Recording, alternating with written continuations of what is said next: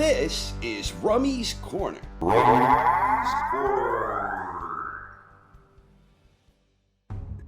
Coming up on June 4th from Melbourne, Australia, in a championship bout that will be televised on ESPN, WBC lightweight champion Devin "The Dream" Haney will square off against unified IBF, WBO, WBA Super Duper lightweight champion George "Ferocious" Kambosos Jr. The winner of this contest will provide the first undisputed lightweight champion since the great Pernell Whitaker in the early 1990s. The winner will likewise become the first undisputed champion at 135 during the modern four-belt era, and will also be just the 8th boxer to become a four-belt undisputed king in any division. Last November, Kambosos scored a big-time upset when he was awarded a 12-round split decision victory against Teofimo Lopez to win the unified lightweight crown. This was the first defense for Lopez after he had scored an upset of his own against Lomachenko. But Kambosos set the tone with an early knockdown, and he was able to largely outbox and outmaneuver Lopez for most of the contest. And despite suffering a knockdown himself in round 10, at a point where Lopez had been building momentum, Kambosos persevered and he finished strong in the championship rounds. A week after Kambosos scored the upset against Lopez, Haney defended his WBC belt against Jojo Diaz, winning by 12-round unanimous decision, which was his 4th defense of the WBC title. Diaz had some good spells in this one, and he never made it especially easy for Haney, but by and large, Haney was the one winning most of the rounds. Haney was the one controlling the pace and flow, and whenever Diaz appeared to be coming on stronger, Haney absorbed the incoming fire and maintained his composure. The same thing can be said in his previous fight with Jorge Linares, where despite some challenging moments along the way, Haney overcame and handled his business. Both Haney and Kambosos are very talented boxers, and they both excel in a lot of the same areas. First and foremost, the jab is the key foundation for both, and each man has an excellent jab that is used effectively both to navigate the range and to help create openings. They are also both very good when it comes to discovering their range and timing their attacks when they're at a proper distance. They also both have a certain sneakiness with their respective offensive approach, where stellar reflexes and good timing enable them both to land the type of shots that launch from awkward angles that are difficult to anticipate. On the flip side, however, they also both sometimes have a tendency of losing focus, which often results in them getting hit with more clean shots than they should be at certain points in a fight.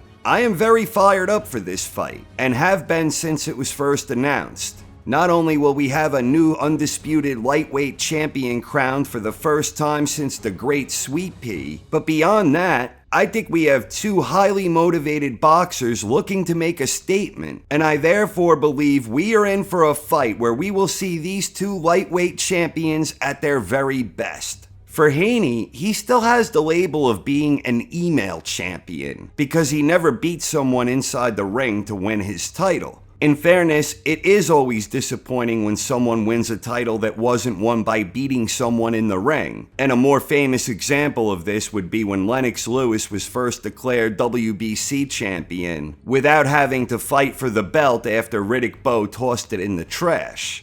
Haney didn't win the WBC belt in the ring. He was promoted from interim champion to the real McCoy, so he never got the opportunity to face Lomachenko, who vacated the WBC belt when the WBC literally invented a new belt right out of thin air. They invented the so-called franchise belt, which was given to Lomachenko and originally said to be a ceremonious honor where it couldn't change hands in the ring. So Lomachenko went on to face Lopez, and he lost. But the real WBC champion was Devin Haney, and the WBC wound up making stuff up as they went along, because the franchise belt itself changed hands from Lomachenko to Lopez to Kambosos.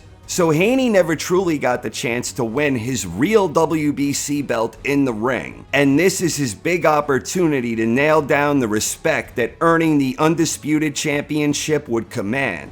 Then you have Kambosos, who was not fighting at the top level until just a few fights back. And in his biggest challenges to date, one after another, Kambosos rose to the moment when he defeated Mickey Bay, Lee Selby, and of course, Teofimo Lopez. He won all of those fights on the road, and in my opinion, Kambosos showed steady improvement throughout the 3-fight run, which was itself largely defined by his championship heart and determination. No doubt that same drive will be present against Haney, where it will provide Kambosos the opportunity to silence his critics, who claim his victory against Lopez was a fluke. I'm expecting both of these guys to come in extremely motivated. And honestly, the way these two match up, this one has potential draw candidate written all over it. I'm expecting this one to be fiercely close and competitive in what will almost assuredly be a tactical chess match in a battle of jabs. When I first heard about this match, my initial reaction was I thought Haney would outbox Kambosos in a close one. But I have since changed my mind. And the main reasons are, first, I do believe fighting out in Australia is going to make Haney more prone to losing focus and making a mistake. Perhaps even to the point that it forces him into fighting a less passive style where he best thrives. The other reason for me, rewatching their recent bouts, I think Kambosos is simply more versatile fighting effectively when he isn't in his ideal range. And I am fully expecting both of these guys to need to fight when they aren't optimally positioned. And it's in these moments where I believe Kambosos will have just enough of an edge to scrap by with a victory. So for my official prediction, I'm taking George Ferocious Kambosos Jr. Let's call it a 12-round split decision to keep with the current trend. So I'm taking Kambosos, but what the hell do I know? I ain't exactly Quasimodo over here. But whatever happens, I am extremely fired up for this one. And may the best man win on that night.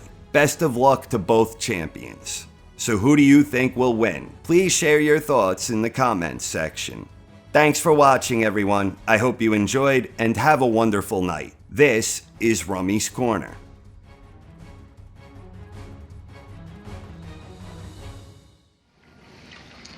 You know, Quasimodo predicted all this.